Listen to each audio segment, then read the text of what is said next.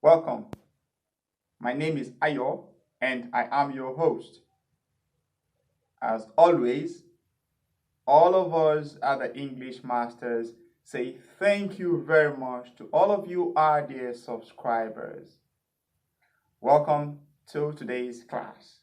Today in our grammar class, we are looking at the topic conditionals. Conditionals.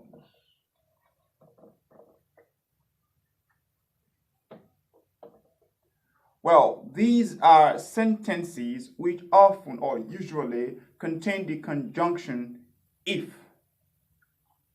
And the clause in which the conjunction if appears is sometimes termed the if clause. Well, there are two types of conditionals. They are the unreal conditionals and the real conditionals. Today we shall be looking at the unreal conditionals. Now, as the name implies, the unreal conditionals express unrealistic conditions for the past, for present, or future. Unrealistic conditions, situations.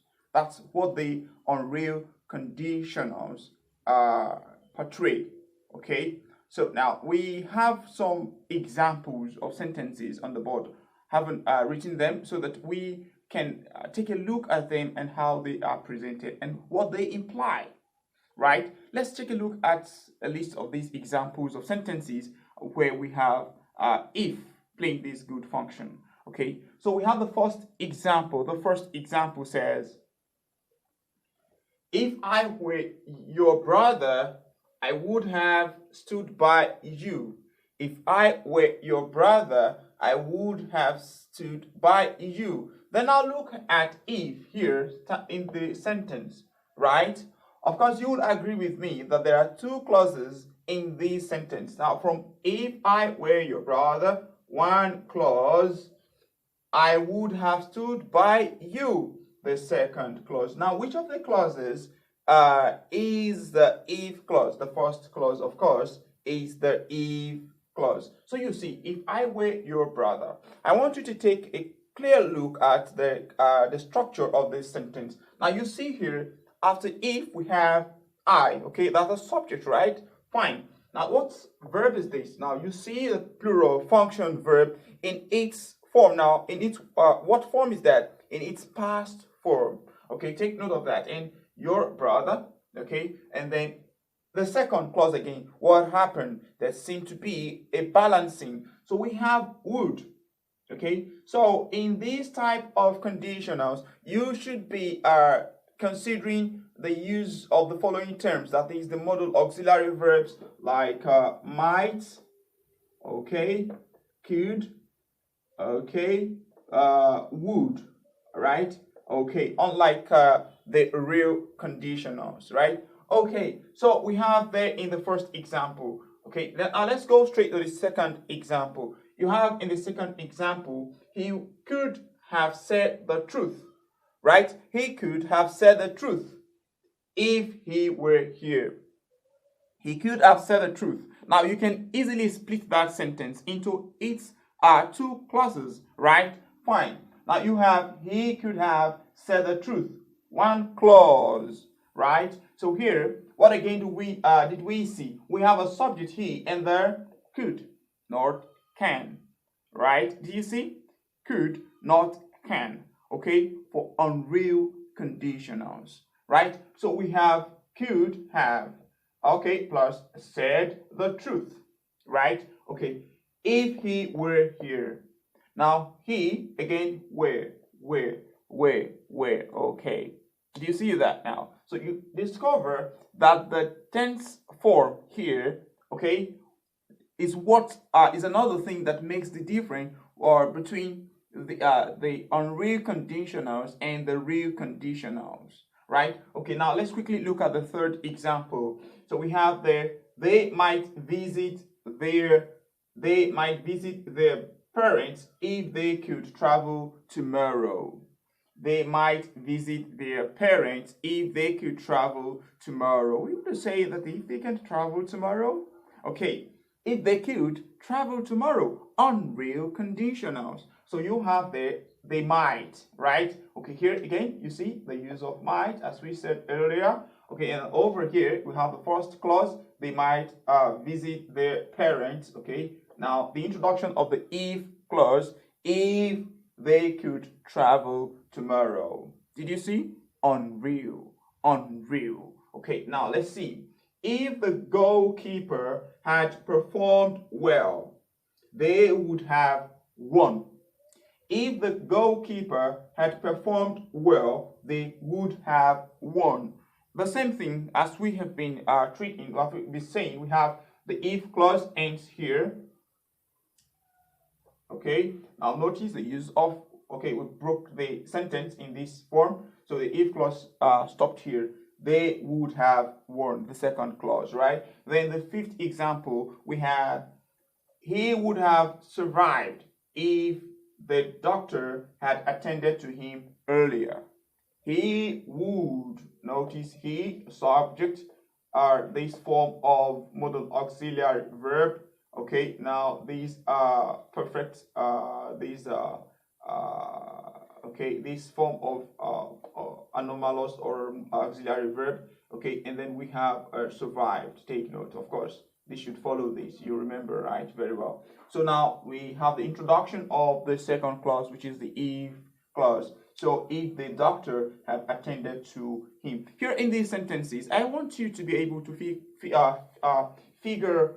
Now we have 5 examples on the board. From number 1 to 5. Can you picture the sentence or sentences that are referred to past? Okay, it's something that would have happened, but as an unreal conditional presents, it did not happen. So we have here number 1, 2, 3, 4, 5. Which of them presents a past event? Okay, a past unrealistic event. Okay, unrealized event. Okay, so which of them?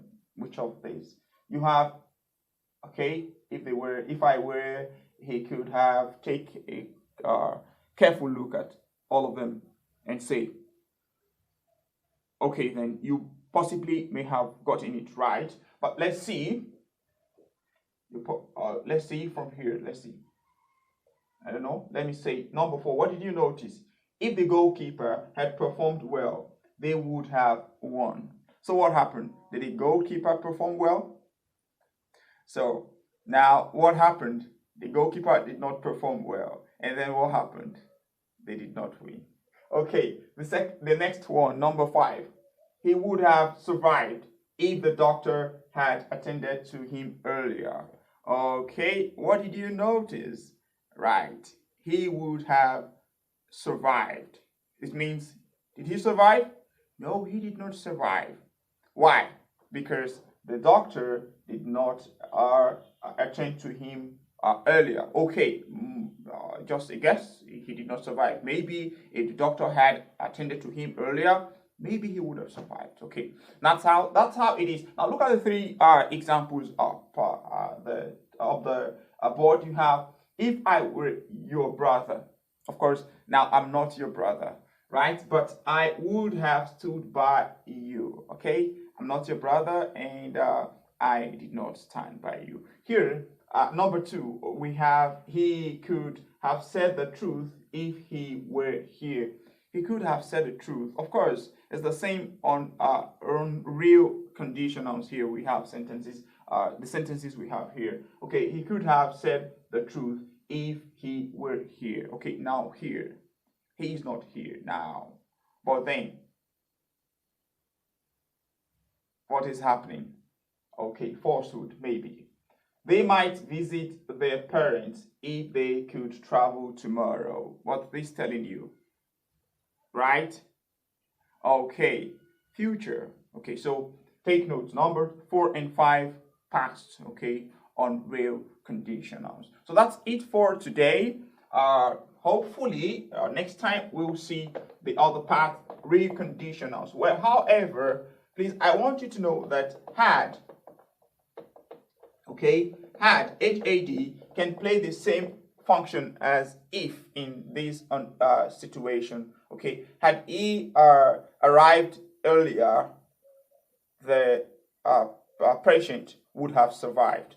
Now, you see had playing the same role as if there in that sentence. So had can play the same role in sentences such as these. Okay, so now what's the word of the week? Our word of the week is